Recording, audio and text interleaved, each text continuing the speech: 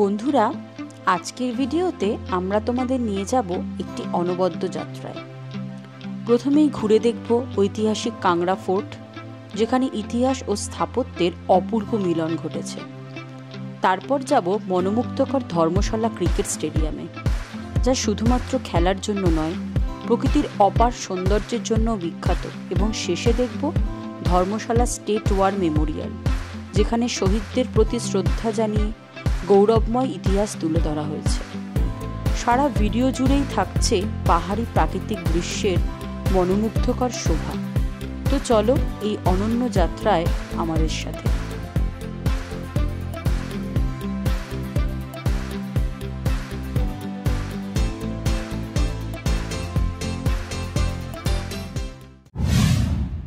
Hi friends, আমরা এখন চলে এসেছি কাংড়া ফোর্টে।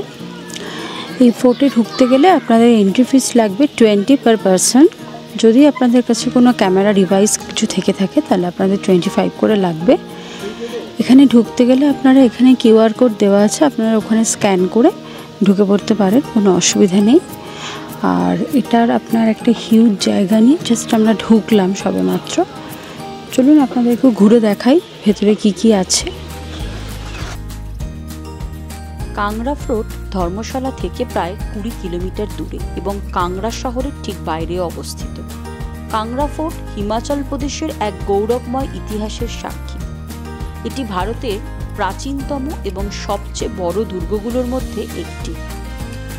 কাংড়া ফোর্টের ইতিহাস শুরু হয় প্রায় 3500 বছর আগে, কাংড়া কাঢৌজ রাজবংশের শাসনামলে। এটি নির্মিত হয়েছিল ধর্মশালার কাছাকাছি পাহাড়ের উপরে, যেখান থেকে পুরো উপত্যকাটিকে নিয়ন্ত্রণে করা যেত। এই দুর্গটি ছিল ভারতের অন্যতম ধনী দুর্গ। কাংড়ার মন্দিরগুলিতে প্রচুর স্বর্ণ ও মূল্যবান ধনরত্ন জমা ছিল। ইতিহাস বলে মোহাম্মদ গজনী 1009 খ্রিস্টাব্দে এই দুর্গ আক্রমণ করে এখানকার সম্পদ লুট করেছিলেন। পরবর্তীকালে মোগল সম্রাট জাহাঙ্গীরও এই দুর্গের দখল নেন। মোহাম্মদ গজনী 21টি কূপের মধ্যে 8টি লুট করে এবং 1890 সালে ব্রিটিশরা আরও 5টি কূপ খুঁজে পায়। তাই যদি স্থানীয়দের বিশ্বাস করা হয়, দুর্গের ভেতরে এখনও আরও 8টি কূপ রয়েছে, যা আবিষ্কারের অপেক্ষায় গুপ্তধনে ভরা। কাংড়া ফোর্ট শুধু যুদ্ধের জন্যই নয়, এটি ধর্মীয় এবং সাংস্কৃতিক দিক থেকেও অত্যন্ত গুরুত্বপূর্ণ। দুর্গের ভেতরে রয়েছে মন্দির এবং প্রাচীন স্থাপত্য, যা রাজপরিবারের ঐতিহ্যের গল্প বলে। 1809 সালে এই দুর্গ দখল করে ব্রিটিশরা, আর 1905 সালের ভয়াবহ ভূমিকম্পে দুর্গটি অনেকটাই ধ্বংস হয়ে যায়। তবে আজও এই ধ্বংসাবশেষের মধ্যে লুকিয়ে আছে অসংখ্য অজানা কাহিনী। কাংড়া ফোর্টে গেলে আপনি যে কেবল ইটপাথরের গল্পই শুনবেন তা নয়, অনুভব করবে একটি রাজ্য, একটি সংস্কৃতি এবং একটি সময়ের জীবন। কাংড়া ফোর্টে মোট 11টি দরজা রয়েছে। রঞ্জিত সিং গেট কাংড়া ফোর্টের প্রথম গেট এবং একটি বিশেষ প্রবেশদ্বার। এটির নামকরণ করা হয়েছে মহারাজা রঞ্জিত সিং এর নামানুসারে, যিনি ছিলেন শিখ সাম্রাজ্যের এক প্রতাপশালী শাসক। 1809 সালে কাংড়া দুর্গ দখল করে মহারাজা রঞ্জিত সিং। তার নেতৃত্বে শিখ সাম্রাজ্য কাংড়া উপত্যকা পর্যন্ত বিস্তৃত হয়। কাংড়া ফোর্টের এই প্রবেশদ্বারটি মহারাজার শাসনের প্রতীক হিসাবে নির্মিত। এই গেট দিয়ে প্রবেশ করলে আপনি কেবল একটি স্থাপত্য কীর্তির সাক্ষী হবেন না, বরং অনুভব করবেন শিখ সাম্রাজ্যের ঐতিহ্য এবং মহারাজার শাসনের গল্প।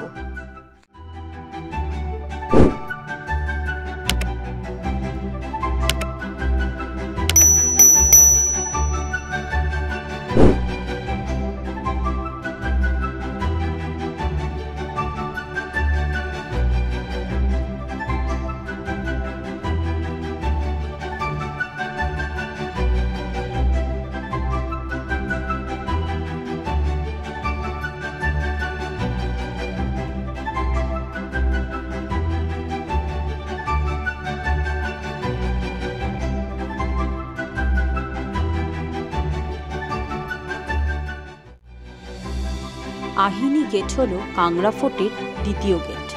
শক্তিশালী কাঠ এবং লোহার ব্যবহার করে তৈরি এই গেটটি তৎকালীন সময়ে দুর্গকে অজেয় করে তুলেছিল। আহিনী গেট অতিক্রম করার সময় পার্শ্ববর্তী কাঠামো এবং বুরুজগুলি দেখা যায়, যেগুলি সৈন্যদের নজরদারি অবস্থান হিসাবে ব্যবহৃত হয়েছিল।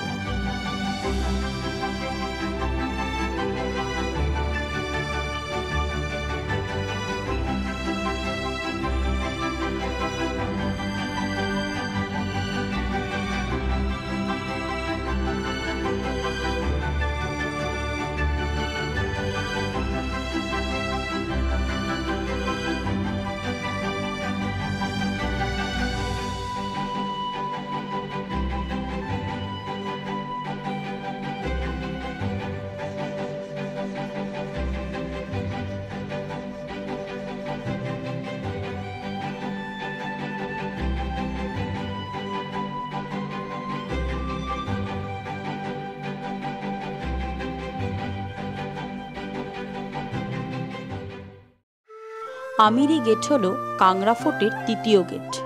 কাংড়ার প্রথম মুঘল গভর্নর নবাব সাইফ আলী খানকে দায়ী করা হয়। আমিরি দরওয়াজা হল আহিনী দরওয়াজা সহ দুর্গের শীর্ষে যাওয়ার একটি দরজা। পথে একটি কাটোচ ক্রেস্ট দেখতে পাওয়া যায়, যা একটি উড়ন্ত স্কার্ফ গলায় বাঁধা একটি কালো হরিণ। একপাশে ভগবান গণেশের খোদাই এবং অন্য পাশে কাটোচ পরিবারের বংশের দেবী অম্বিকা। কয়েক ধাপ এগিয়ে ভগবান হনুমান এবং ভগবান গণেশের মূর্তি দেখতে পাওয়া যায়, যা পরের গেটকে নির্দেশ করে। জাহাঙ্গীরি গেট হল কাংড়া ফোর্টের চতুর্থ গেট। মুঘল সম্রাট জাহাঙ্গীর কাংড়া দুর্গে মুঘলদের বিজয়ের স্মরণে এই গেটটি নির্মাণ করেছিলেন।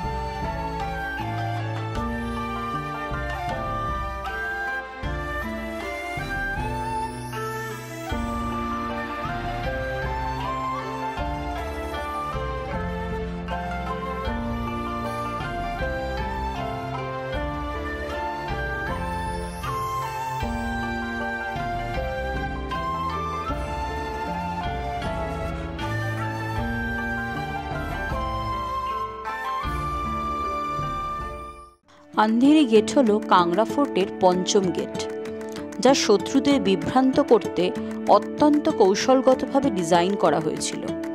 এই গেটটি তার নামের মতোই রহস্যময় এবং প্রতিরক্ষার জন্য অনন্য।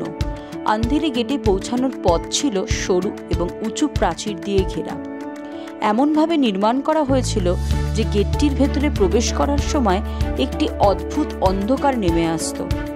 শত্রুরা যখন এই অন্ধকার পথে প্রবেশ করত, তখন তাদের দৃষ্টি ক্ষণিকের জন্য স্থির হতো না। এই বিভ্রান্তির মুহূর্তেই দুর্গের সেনারা আক্রমণ করত, আর ততক্ষণে শত্রুদের পাল্টা প্রতিরোধ করার সময় পেরিয়ে যেত। এটি শুধুমাত্র একটি গেট ছিল না, বরং শত্রুদের প্রতিরোধ করার জন্য এক দুর্দান্ত প্রতিরক্ষামূলক কৌশল। আন্ধেরি গেট প্রমাণ করে যে তৎকালীন সময়ে কৌশল এবং স্থাপত্য কিভাবে একত্রে রাজ্য রক্ষায় গুরুত্বপূর্ণ ভূমিকা পালন করত।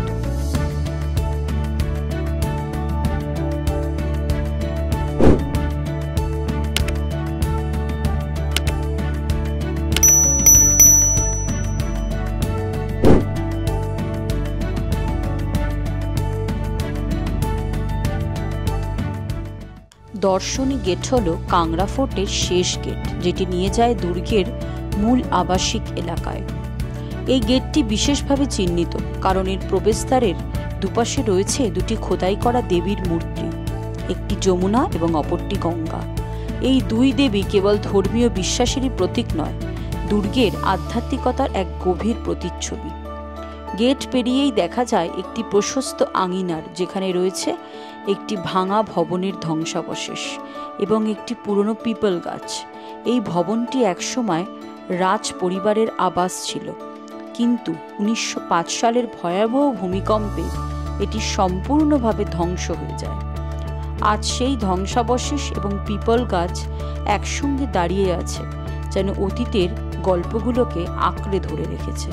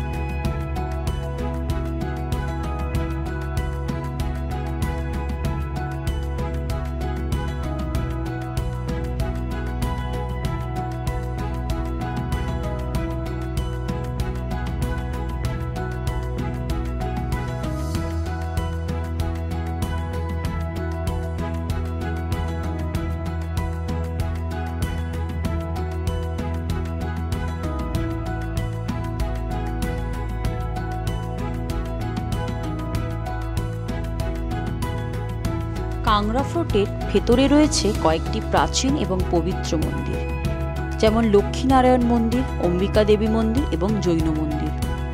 লক্ষ্মীনারায়ণ মন্দিরটি ভগবান বিষ্ণুকে উৎসর্গিত। এর ভেতরের সূক্ষ্ম খোদাই এবং অসাধারণ স্থাপত্যশৈলী দেখে বোঝা যায় সেই সময়ের কারিগররা কতটা দক্ষ ছিলেন। অম্বিকা দেবী মন্দির হল কাংড়া দুর্গের অন্যতম প্রাচীন মন্দির, যা দেবী অম্বিকাকে উৎসর্গিত। এটি কাটৌজ বংশের দ্বারা বিশেষভাবে পূজিত হতো। ফোর্টের ভেতরে রয়েছে একটি জৈন মন্দির, যা ভগবান আদিনাথের মূর্তিকে ধারণ করত বলে বিশ্বাস করা হয়।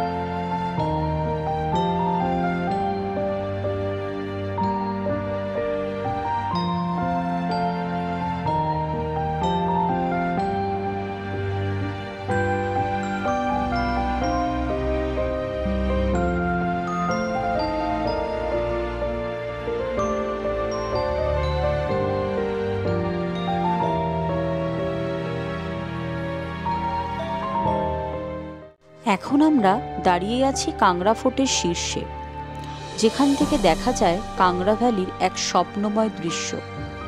নিচে তাকালে দেখা যায় কাংড়া ভ্যালির সবুজে মোড়া এক বিস্তীর্ণ ভূমি। পুরো দৃশ্যটাই যেন এক প্রকৃতির ক্যানভাস। শান্ত পরিবেশ, বাতাসের মৃদু শব্দ আর পাখির কিচিরমিচির সম্পূর্ণ যেন এক অন্য জগতে নিয়ে যায়। মনে হয় সময় যেন এখানে থেমে গেছে। এখান থেকে যত দূর চোখ যায় দেখা যায় বহুদূর পর্যন্ত বিস্তৃত উপত্যকা, যেখানে প্রকৃতি তার সমস্ত সৌন্দর্যকে উজাড় করে দিয়েছে। কাংড়া ফোর্টের শীর্ষতলা যেন এক স্বপ্নের আসর। এখানে দাঁড়িয়ে ছবি তোলা, ভিডিওগ্রাফি করা কিংবা সেলফি তোলা সবটাই যেন মনে থাকবে চিরকাল। কাংড়া ফোর্টের প্রাচীর ধরে হাঁটতে হাঁটতে এলে তোমরা অনুভব করবে এই স্থানের ইতিহাস আর একসঙ্গে মিশে থাকা প্রাকৃতিক সৌন্দর্যের এক অপূর্ব মেলবন্ধন। এই দৃশ্য শুধু চোখকে নয়, মনকেও প্রশান্তি দেবে। তাহলে আর দেরি কেন, তাড়াতাড়ি চলে এসো কাংড়া ফোর্টে।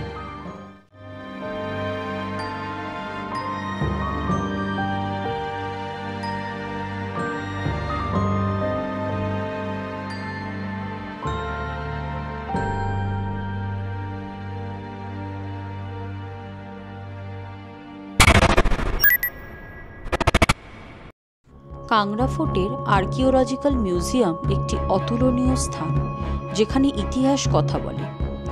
এখানে সংগ্রহশালায় লক্ষিত আছে পাথরের হাতিয়ার, প্রাচীন শিল্পকর্ম, প্রাচীন ভাস্কর্য, প্রত্নতাত্ত্বিক নিদর্শন, ঐতিহাসিক শিলালিপি এবং ঐতিহাসিক মুদ্রার বিরল সংগ্রহের আবাসস্থল। মিউজিয়ামের প্রতিটি কোণে মেলে ভারতের সমৃদ্ধ সংস্কৃতি এবং ঐতিহ্যের ছোঁয়া।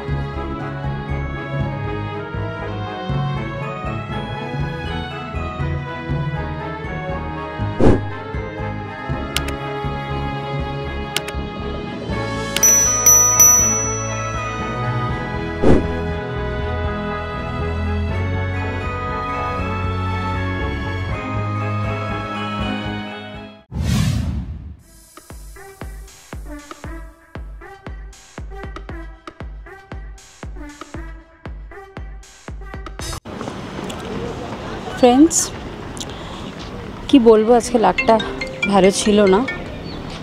আমরা এসেছিলাম ধর্মশালা ক্রিকেট স্টেডিয়াম দেখব বলে, কিন্তু আপনারা সবাই জানেন আইপিএলের খেলা চলছে, সেই কারণে স্টেডিয়ামটা বন্ধ আছে। তো কী করবো, এত বিউটিফুল, এত সব থেকে এত সুন্দর একটা স্টেডিয়াম, যেটা আমাদের ভারতবর্ষের একটা স্মৃতিসৌধ বলতে পারেন। তো সেটা দেখব বলে এত দূর থেকে এলাম, কিন্তু আনফর্চুনেটলি দেখতে পেলাম না। তো সেই কারণে তার অপোজিটে একটা স্পোর্টস কমপ্লেক্স আছে, সেখানে সব খেলা প্র্যাকটিস হচ্ছে, বিভিন্ন রকমের খেলা সব ছেলেমেয়েরা প্র্যাকটিস করছে। আমরা সেখানেই এসে একটুখানি জাস্ট ধর্মশালা স্টেডিয়ামের সৌন্দর্যটাকে উপভোগ করার চেষ্টা করছি। এভাবে জানি কোনো কিছুই হয় না, ভেতরটাই ঘোরার ইচ্ছা ছিল, কিন্তু কি করব, আমাদের একটা ভাগ্যে নেই। বললো 15 তারিখের পর খুলবে, কারণ আইপিএল শেষ হবে, তারপরে এটা দেখতে দেবে। আদারওয়াইজ এখন ঢুকতে দিল না, দেখতে পেলাম না, আপনাদেরও দেখাতে পারলাম না। সরি টু সে, কিছু করার নেই। তো সেই কারণে আমরা তার উল্টো দিকে যে স্পোর্টস কমপ্লেক্সটা আছে সেখানে চলে এসেছি। সেখানে সব ছেলে মেয়ে উভয়ই খেলছে, খেলা প্র্যাকটিস করছে, কেউ দৌড়াচ্ছে, কেউ নর্মাল জগিং করছে, কেউ ইভিনিং ওয়াক করছে। তো সেখানে চলে এসেছি ফ্রেন্ডস, সেখানে হাঁটছি, সেই জায়গাটাও খুব সুন্দর। এখানটাই ঘুরছি এখন আপাতত। ধর্মশালা স্টেট ওয়ার মেমোরিয়াল কাংড়া উপত্যকার একটি ঐতিহাসিক সৌধ, যা শহরের গৌরবময় ইতিহাস এবং বীর শহীদদের স্মরণে তৈরি করা হয়েছে। এটি একটি অত্যন্ত জনপ্রিয় পর্যটন গন্তব্য, যেখানে পাহাড়ের প্রাকৃতিক সৌন্দর্যের মধ্যে পর্যটকরা ইতিহাসের গভীরতায় ডুব দিতে পারে। ধর্মশালা স্টেট ওয়ার মেমোরিয়ালটি 1972 সালে নির্মিত। এটি প্রথম এবং দ্বিতীয় বিশ্বযুদ্ধ এবং পরবর্তী সময়ে ভারতীয় সেনাবাহিনীর শহীদ যোদ্ধাদের স্মরণে নির্মিত। কালো পাথরের 3টি গ্র্যান্ড প্যানেলের সমন্বয়ে গঠিত এই অসাধারণ স্মৃতিসৌধটি ভারতীয় সেনাবাহিনীর শহীদ যোদ্ধাদের সাহস এবং বীরত্বের একটি শক্তিশালী প্রতীক হিসাবে কাজ করে। এখানে একটি সুন্দর বাগান, পাইন গাছের সারি এবং একটি অত্যাধুনিক কাঠামো রয়েছে, যা স্থানটির সৌন্দর্যকে বাড়িয়ে তোলে।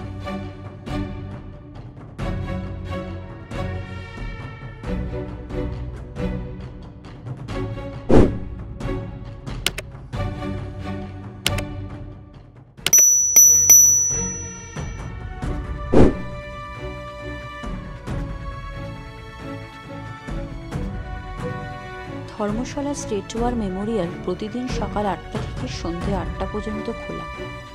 এটি সারা বছর খোলা থাকে এবং সকাল বা বিকেল সময় ভ্রমণ সবচেয়ে মনোরম। ধর্মশালা স্টেট ওয়ার মেমোরিয়ালে প্রবেশের জন্য ফি খুবই নামমাত্র। ভারতীয় পর্যটকদের জন্য এটি 20 টাকা আর বিদেশিদের জন্য 50 টাকা।